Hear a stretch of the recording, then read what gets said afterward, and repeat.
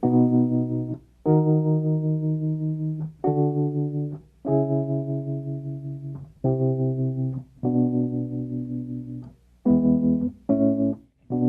podríamos decir, sin lugar a duda, el grupo más progresista de la Organización Panamericana de la Salud, digamos, está en el área de recursos humanos.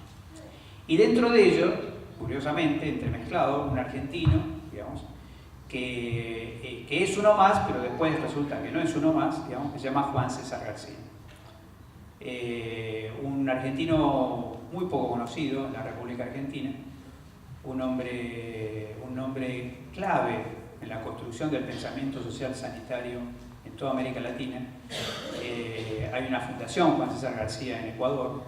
Juan César García era, en principio, digamos, un médico nacido en Necochea, que se gradúa en la Universidad de La Plata, y en determinado momento, digamos, decide, por su inquietud social desde el campo de la pediatría, digamos, hacer un posgrado de sociología en Flaxo, Chile. Y como consecuencia de eso, digamos, digamos, como era raro un médico que estudiara sociología, digamos, le ofrecen una beca a los Estados Unidos para utilizar como objeto de estudio, médico, sociólogo, la educación médica. Lo que pasa ahí con Juan César, digamos, es algo muy notable, digamos. Juan César empieza a utilizar, digamos, su posición de cooperante internacional para promover grupos de estudio en las universidades sobre la problemática, básicamente, digamos, de ciencias sociales y de salud. Comienza, podríamos decir así, antes de Internet, quiere decir literalmente, digamos, con correspondencia epistolar y viajes de él, digamos, alimentar grupos de estudio sobre la medicina social, sobre las ciencias sociales y salud en América Latina. Cuando empieza a trabajar esta relación ciencias sociales y salud, interesando en ciencias sociales a gente de salud e interesando en salud a gente de las ciencias sociales, empieza a percibir que está faltando un constructo que haga argamasa, porque ciencias sociales y salud no alcanza, digamos, porque además las ciencias sociales trabajan por distintas escuelas, digamos, y no hay nada que te garantice la orientación de la interfase de ciencias sociales y salud. Digamos, ¿no? Uno imagina que las ciencias sociales tienen una mirada progresista, no todas, digamos, ¿cierto? Y no todas las escuelas. Entonces, en realidad, la genialidad desde el punto de vista de ese momento es haber traído a escena, digamos, la palabra medicina social. Digamos. ¿Por qué trae a escena la palabra medicina social? Bueno, en primer lugar, por una historia que pasa a ser, digamos, construye una especie de Adán y Eva, digamos, de este constructo, que en vez de ponerlo en la década de los 60, digamos, en el contexto más tumultuoso, digamos, de los procesos revolucionarios en América Latina, lo remite mucho más atrás, digamos, a otra etapa tumultuosa de la historia de la humanidad, digamos, que es lo que estaba pasando en el continente alrededor de mitad del siglo XIX. 1848, digamos, la Comuna de París, distintos procesos revolucionarios que se están dando en el continente, y fundamentalmente a partir de un autor que se llama Rudolf Virchow, digamos, que en medicina se cuela como un autor de la patología, porque también era patólogo. Rudolf Virchow va a ser en realidad un político liberal es bastante curioso para la época, porque liberal es progresista, digamos, dentro del escenario político de la pelea liberales conservadores, digamos. Como un autor liberal, lo que nos dice en buena medida es que la medicina a mitad del siglo XIX tenía en sus manos tantas evidencias de que el capitalismo mata, que se comportaba como si fuera un grupo ecologista hoy, digamos. Es decir, ser médico con un mínimo grado de sensibilidad social, digamos, te llevaba automáticamente a oponerte al capitalismo, digamos, porque la evidencia de que el capitalismo mata entraba por tu consultorio, digamos. Es decir, tenía esa gigantesca, digamos, volumen y dimensión. Y lo que va a hacer Virchow es pararse en ese lugar porque, en buena medida, él sabía los desastres que el capitalismo había hecho en Inglaterra, y el capitalismo recién estaba intentando entrar a Alemania, a una Alemania que recién en ese momento se estaba reunificando. Y Virchow, de cierta manera, lidera el periodo 1848-1890, hasta que de alguna manera, digamos, aparece de vuelta esta idea de que, digamos, uno de los mayores efectos en la historia es de los antimarxistas que creían en las profecías de Marx, una de las cuales era, digamos, el conflicto de clase como motor de la historia. Y entonces, digamos, en el pensamiento simple, digamos, si el conflicto de clases es un problema, hay que poner armonizadores de clase. Digamos, de vuelta a la teoría del amortiguador, digamos. ¿Y qué mejor amortiguador del conflicto de clases que la seguridad social? Y entonces Bismarck, digamos, logra finalmente, digamos, desarmar la posibilidad de que Alemania se transforme en lo que todo el mundo imaginaba, el primer país socialista del mundo, que era Alemania, fundamentalmente porque Marx era alemán, digamos, o sea que de alguna manera eso parecía que automáticamente iba a cumplir la profecía, y, digamos, y por supuesto a nadie se le ocurrió jamás que Rusia podía llegar a ser ese país, digamos. Pero verdaderamente en ese momento, digamos, es muy interesante porque Birkhoff representa un espectro muy grande. Y la palabra medicina social la saca literalmente de una estrategia de Birkhoff, que fue ponerle medicina social, digamos, una revista de la Facultad de Medicina. Es decir, que en buena medida lo que Juan César García tiene la genialidad de traer a escena es no solamente un revolucionario del siglo XIX, sino además un revolucionario del siglo XIX que era militante estudiantil, digamos, en un contexto donde, digamos, casi un siglo después, se volvía a repetir, digamos, el carácter de fuertes movimientos estudiantiles. Por supuesto que la medicina social no tiene solamente que ver con estos autores, hay también una serie de autores, digamos, analistas de la problemática de salud, digamos, posteriores, autores también que hacían una especie de sociología marxista sobre la salud, el caso de Henry Sigeris, por ejemplo, digamos, y otros autores de época, muchos de ellos norteamericanos, digamos, estudiando este fenómeno.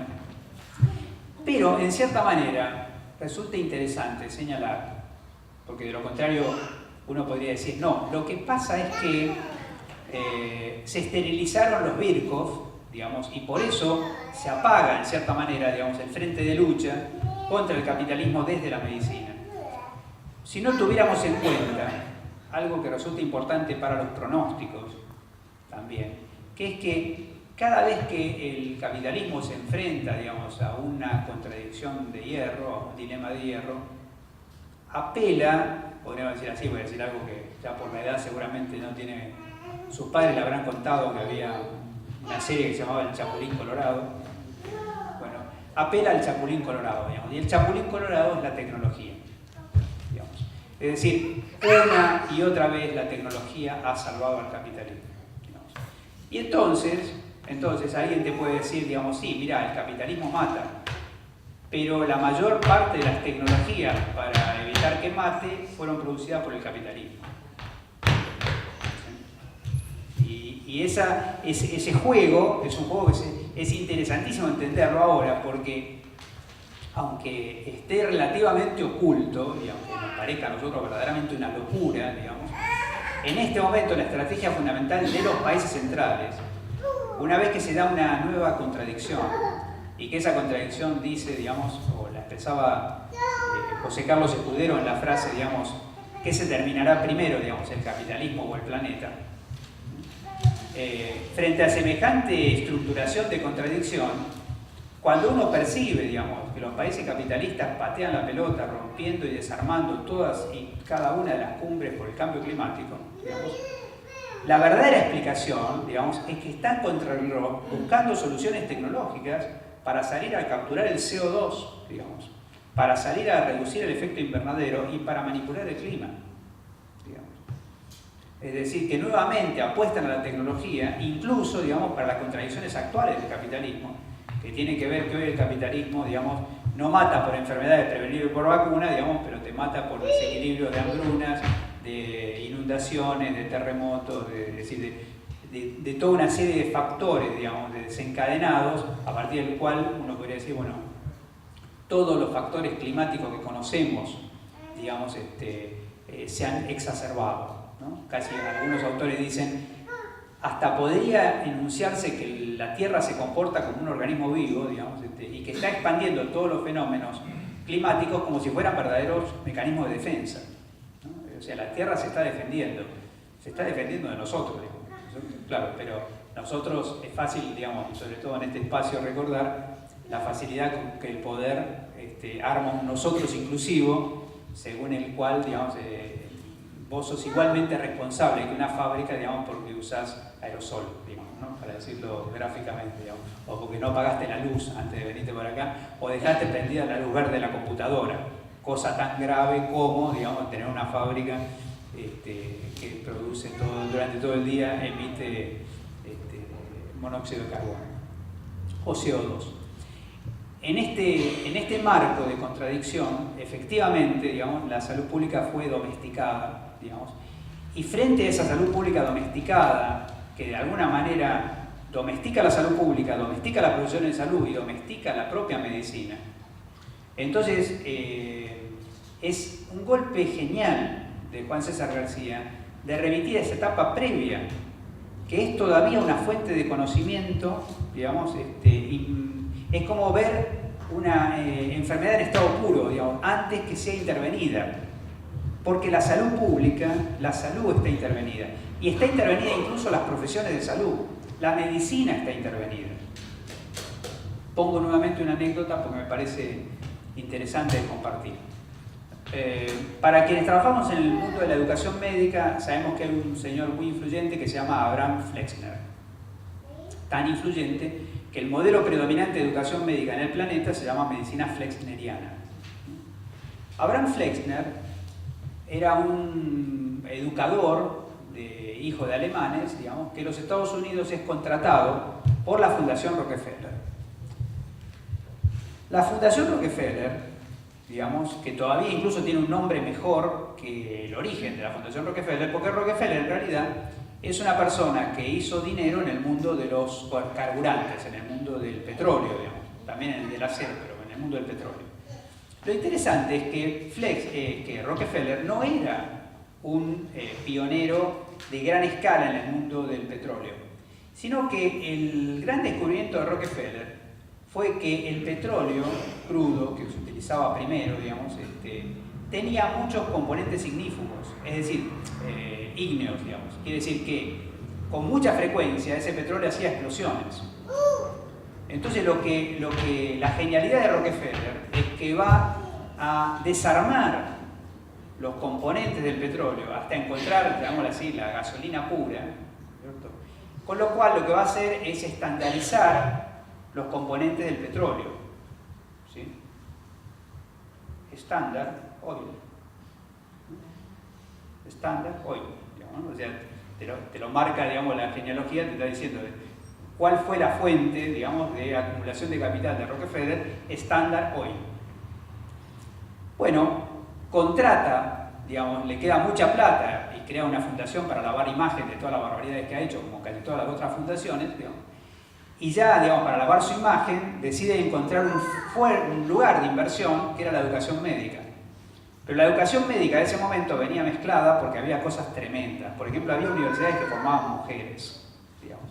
No solo eso, peor aún, digamos, había universidades que formaban afrodescendientes, digamos. Y encima de eso, había una fuerte cantidad de médicos que venían de Europa con ideas raras, digamos.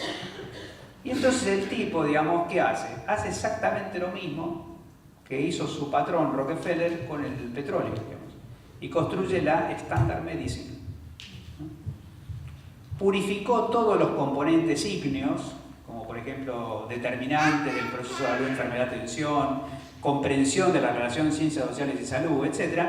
Aisló el componente puro de la medicina, digamos, y produjo el médico encapsulado. El médico encapsulado, digamos, es un producto construido intencionalmente por la Fundación Rockefeller, que activamente, con semejante descubrimiento, empezó a vender este modelo de educación médica para todo el mundo, digamos, no solamente para América Latina, sino incluso para Europa, digamos, constituyendo hoy el principal patrón, que es en el fondo, digamos, esa cosa que a vos te indigna y que probablemente por eso mismo, digamos, estás en un curso de Alames a las 8 y pico de la noche, digamos, en este lugar, que es, digamos, que cómo puede ser que yo tengo compañeros, digamos, que viven adentro de una burbuja, digamos, que no entienden, si le preguntás, digamos, de qué pasa, no leen los diarios, digamos, no entienden, digamos, de qué cosa está pasando, no les interesa. Es impactante saber, digamos, que ese médico fue, digamos, experimentalmente diseñado para que sea exactamente así. y que el centro de gravedad, digamos, de la medicina es justamente encapsularse, digamos, limitarse a las causas inmediatas y buscar los tratamientos adecuados para, digamos, intervenir. Es tan fuerte que yo hace muy poco tiempo me tocó participar en una discusión vinculada al Instituto Nacional de Cáncer, digamos, ¿no? Es una cosa impresionante, digamos, es decir, nosotros hace 40 años sabíamos sobre la etiología del cáncer lo mismo que sabemos hoy. Es decir, se ha dejado de investigar epidemiología y etiología del cáncer. Todo lo que hemos investigado, las genialidades que hemos logrado, es sobre tratamiento. Digamos. Y al mismo tiempo, digamos, pasa a ser un gran negocio porque el cáncer está en aumento por razones extra al envejecimiento de la población. Pero, digamos, ¿por qué aumenta el cáncer? No es objeto de estudio. ¿Sí? Y podríamos decir, digamos, un médico Rockefeller bien formado, digamos, no debería preocuparse por semejante cosa. Entonces ahí viene el famoso cuentito, digamos, que nos atribuyen con mucha razón, digamos, de que todo el mundo cuando ve una curva peligrosa, digamos, donde hay gente que se cae en un barranco, digamos, piensa en poner vallas, digamos, excepto un médico que piensa poner una clínica abajo, digamos. Es decir, que pero no es una construcción casual, digamos, es una construcción producida, en cierta manera intencionadamente, digamos, para que efectivamente tengamos una profesión, digamos, que encuentra su centro de gravedad en eso y que cada vez que vos decís social, digamos, se marea, digamos, entra en una especie de problema de vértigo, digamos, síndrome agorafóbico, digamos. Bueno, esto es en cierta manera lo que ustedes van a estar discutiendo, digamos, probablemente en este curso. Y yo, digamos, ya tomando conciencia a través de sus caras, digamos, de la hora que es, diría, completando un poquito la historia de Juan César García y el origen de Alames, Juan César García genera una producción, a veces incluso casi subterránea, impresionante para una sola persona. Es decir, que después del trabajo en la educación médica, Juan César comienza a producir trabajos que le traen problemas dentro de la Organización Panamericana de la Salud, algunos incluso los circula con seudónimo, y finalmente, digamos, empieza a alimentar y alimentarse, digamos, de grupos de reflexión en toda América Latina, con núcleos más fuertes en 2 maestrías específicas de medicina social que se van a desarrollar en la Universidad Estadual de Río de Janeiro, la UERJ, y la Universidad Autónoma de México, en el campus Xochimilco, la UAM Xochimilco. Estos 2 grupos, digamos, son los que lo provocan más, digamos, pero hay algo que resulta un giro inesperado de la historia, que es que Juan César García, en plena producción, digamos, en plena dinamización, digamos, de estas redes, fallece. Fallece muy joven, a los 50 y poco años de edad, digamos, en un momento tan impactante en el desarrollo de los grupos locales, que prácticamente, casi como una consecuencia era natural, los fenómenos nacionales, digamos, los distintos grupos de trabajo, empiezan a pensar en la constitución, digamos, de la Asociación Latinoamericana de Medicina Social, que hoy ya, digamos, cuenta con 30 años de historia. Pero en los últimos años, digamos, con una participación fuertísima, digamos, de nuevas generaciones, discutiendo, recibiendo, aportando, comprendiendo y reinventando la medicina social, digamos, una medicina social que no puede quedar congelada, que no puede ser objeto de culto, que no puede ser objeto de liturgias, digamos, que se ritualizan, sino fundamentalmente, digamos, como un pequeño testimonio, como esa carrera de postas, digamos, donde cada generación que recibe al mismo tiempo reinventa, deconstruye, digamos, lanza hacia el futuro, un mandato que es en definitiva que el concepto de derecho a la salud se queda pedaleando en el aire si no se lucha al mismo tiempo por una sociedad más justa. Muchas gracias.